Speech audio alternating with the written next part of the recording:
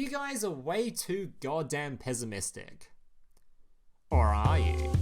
Well, that's what today's video is going to be finding out. Is Speedroid as dead as everyone says it is? Or is the deck list completely fine, it just has a lot less broken bullshit now? Well, let's find out, shall we?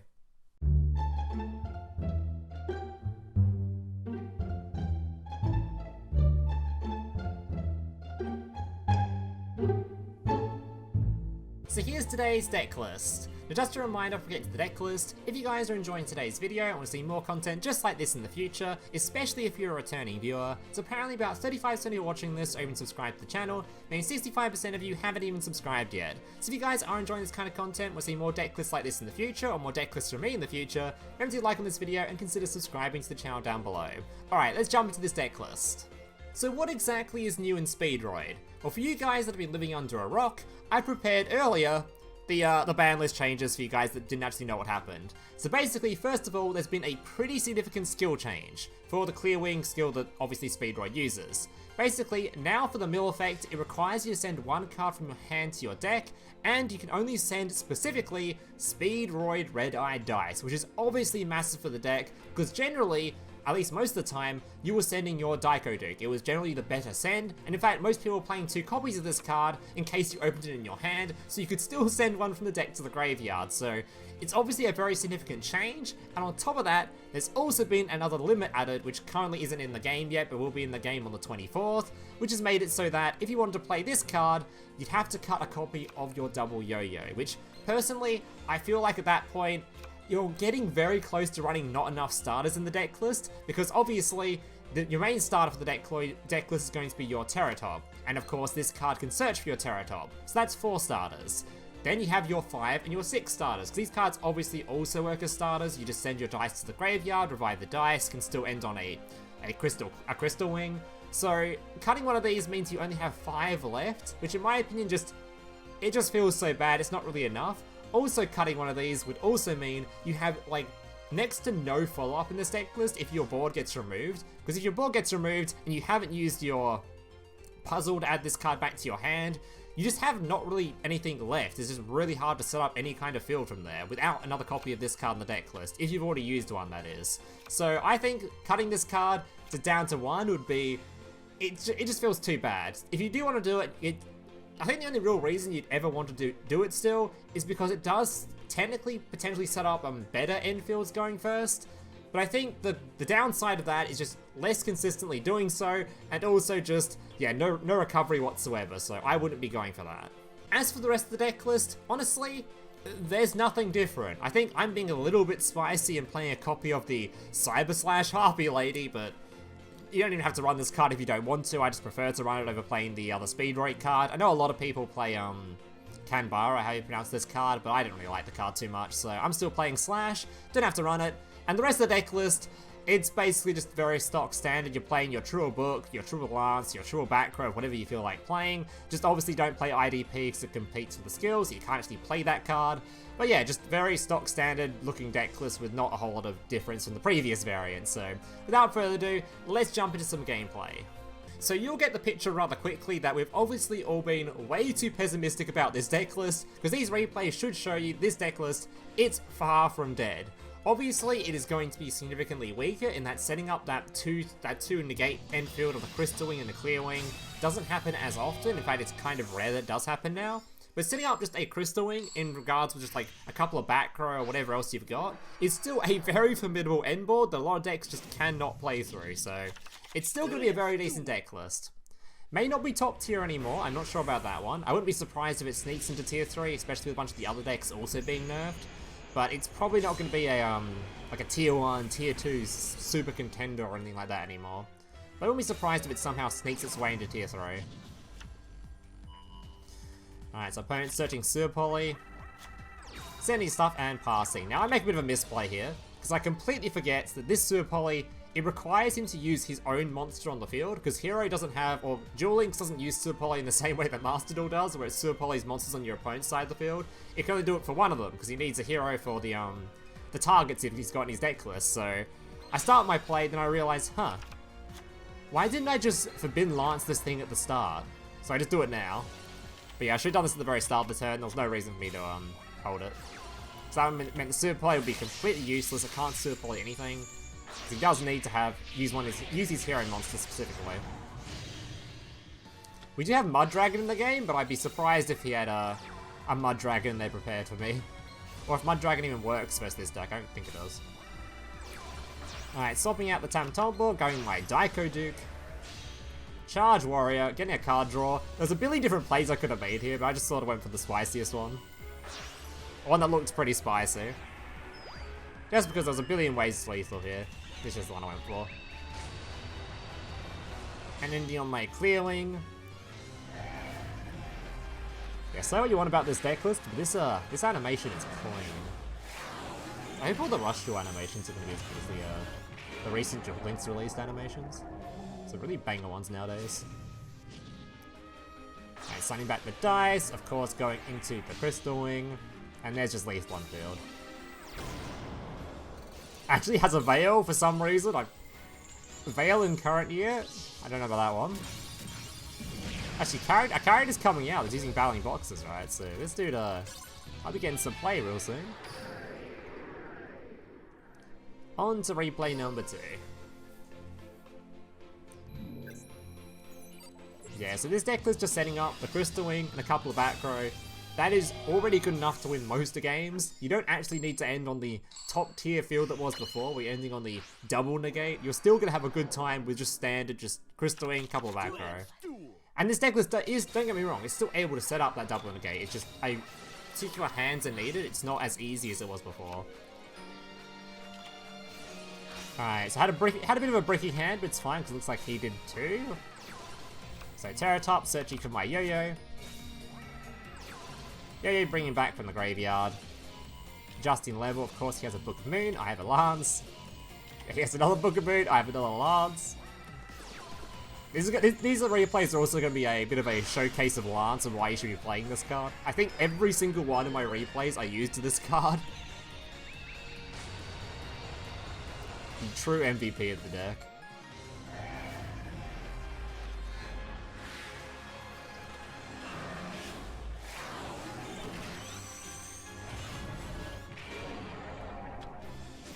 Alright, activating the skill, bringing back the dice. Going for a copy of Kitedrake, just nuke the entire field. Probably not the best summon there. I could have summoned a bunch of other stuff to be a bit safer, but who cares? Bit more BM in that one. Alright, on to replay number 3. Which I think was actually another Orcust player. For some reason people are still just hell-bent on playing Orcust. I know it didn't actually technically die after the nerfs, and the nerfs haven't even gone through in game yet. But yeah, I thought people would be a little bit bored of this archetype by now. I say that as I'm playing Speedroid again.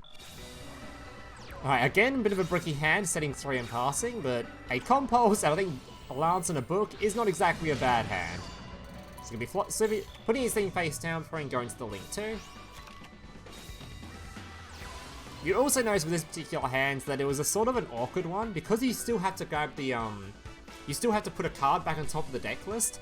It's sort of a bit more awkward in the cards you search for, because I can't, even though I opened the, even though I had the Wynn, it didn't really make much sense for me to search for the Speedroid card, because I'd have to put the card back in the deck list to use the skill, so it doesn't really work anymore as easily. So I had to literally put this card back in the deck list rather than searching for the level 3 dude. I guess I could have spell summoned level 3, add a card to hand and put that back in the deck, but that actually doesn't even work either because then I have no way to bring the dice out from the graveyard. So yeah, shuffling a card from hand back into the deck is pretty significant. It does mean that rather than going for some insane end field like I probably would have ended on, I only end on a bit more of a much weaker one. Again, had Lance for the Book of Moon, because I'm just that good at the game. We've seen the animation enough now. Bring back the dice. In a copy of Crystal Wing. Gonna beat over his monster.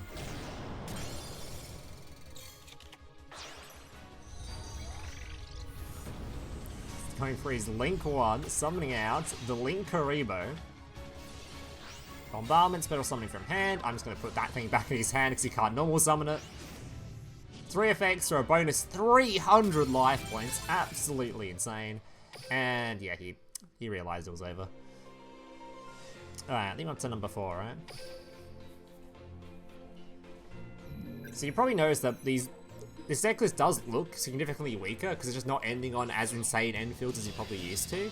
But it really, I think people really like undervalue just how strong just like one back row and one crystal wing is, and how hard it is for most decks to just at least win the games through that, or like set up a significant end field. A lot of decks don't open the tech cards to deal with it. They don't open the Book of Moon, they don't open the Dark Hole, they don't open a way to deal with it. They're just gonna struggle. Another bricky hand, by the way. A lot of brick hands actually today. A lot more than I probably should be opening. A bit of a unlucky side for this one. I think I'm playing, playing 11 monsters in this deck list? I don't even remember. Either way, I should be opening on average 2 monsters every game, so bit of an unlucky spree for the wins, but it's fine because obviously opening 3 back row, you're still gonna have a good time against this deck list. I know with this thing face down, he can't special summon any of the stuff from hand that he wants to, so we're just gonna Book of Moon it. Terrortop searching for the Taketomborg. Again, one of those awkward-ish hands where I couldn't just summon the level 4 and do like the normal stuff. It was really awkward.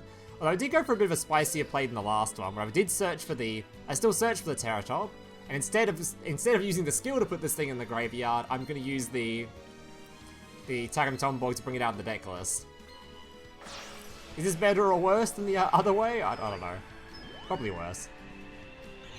Still gonna result in the exact same end field though, I'm pretty sure. Just make it a crystal wing. Bring it out, making the crystal wing. And passing. There is also probably a lot of ways with this deck list if you wanted to. Like if you really if you're really addicted to making those particular combos from the previous variant of Speedroid, there's probably plenty of just special summonable tuners and stuff you can run to just go back to a more combo-oriented version of this deck list.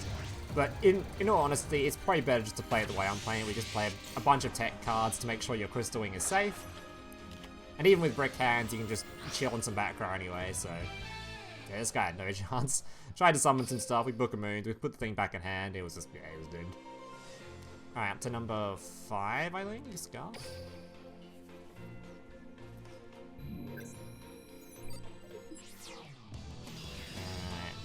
So I do not think this guy was playing Melodious. I think he was playing the Pendulum skill, I think? If I remember. United Pendulums. I think he was playing that other waifu archetype. Yeah, the sulfur chords. Just gonna put that in the extra monster zone. Not extra monsters, pendulum zone. What am I even saying? Pendulum summoning out 3 different monsters. Searching for the trap card and passing the turn. Oh, sorry, actually gets another summon out first. I'd have no clue what this deck actually does. Alright, so Wynn's gonna be searching for my Terrortop, special summoning it, grabbing hold of my Taketomborg, and making sure to save this card in hand and save my normal summon for after I've nuked the entire field. That's the goal at least. Summoning out my dice changing the level.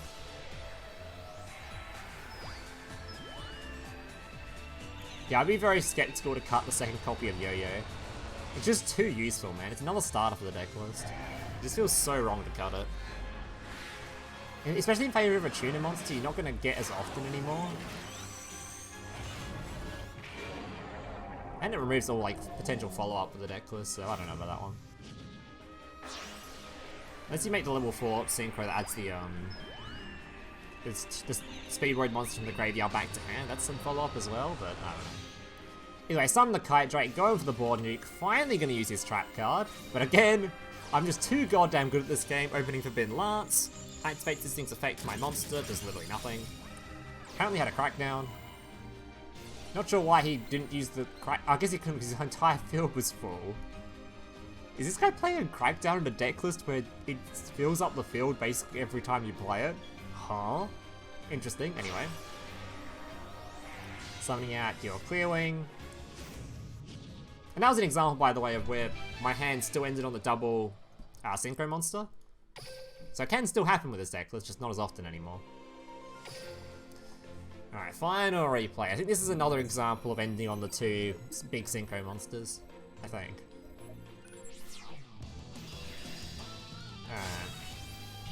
Another guy that I think wasn't playing Lunalight, but was playing the Lunalight character. Bunch of role players. Or non-role players. Just betas. Even has the Lunalight field, and still not playing Lunalight. It's set one pass, insane gameplay. Alright, searching the double Yoyo, activating the skill. Alright, reviving the dice. I think there's a billion ways I could have actually lethaled him here, just by nuking the entire field. But I didn't go for that, so... I didn't expect the back row to be what it was, okay? I thought I was just gonna lance the back row and just win instantly, but... yeah. Turns out it wasn't quite what I expected it to be.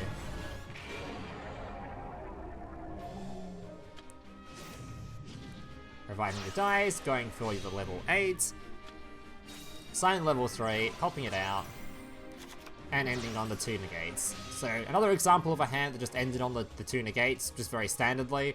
And I even had a couple of back row here, although we did go second, so we got an extra card draw, but yeah, as you can see, you can still set up these end fields, they're just a lot rarer, and they require a lot more stuff to be in your hand. Generally a very heavy monster hand. Swing in, and then he summons out Crusadia Crawler, the one thing Lance did not do anything for, so now I've just got this thing in my hand. He then tributes my monster, tries to summon an Indigo. Thankfully, Indigo's actually a level 8 monster that targets itself, so I could actually negate that. This card is insane versus Mech Knight, actually. Tries to use this card's effect, that's another high level monster, I can also negate that. So the third monster, Book of Moon that, and yeah, the game's done from here. Daiko Duke reviving the dice, so then I can go into another level 8. Summoning the Kitedrake, nuking the whole field, and there's lethal. Alright guys, that's going to do it for today's replays. Hope you guys enjoyed them. Obviously, I think I gave you guys a good idea of just how good this deck list still is. So yeah, take it out for a run yourselves, go give it a try. And yeah, thank you guys for watching. Hope to see you in the next one. Make sure to subscribe, like, and that kind of stuff. And yeah, laters. Hey, big brother, can I watch SpongeBob? Shut up, Mokuba. I'm busy flagging YouTube videos to compensate for the fact that I have an extremely small penis. Oh.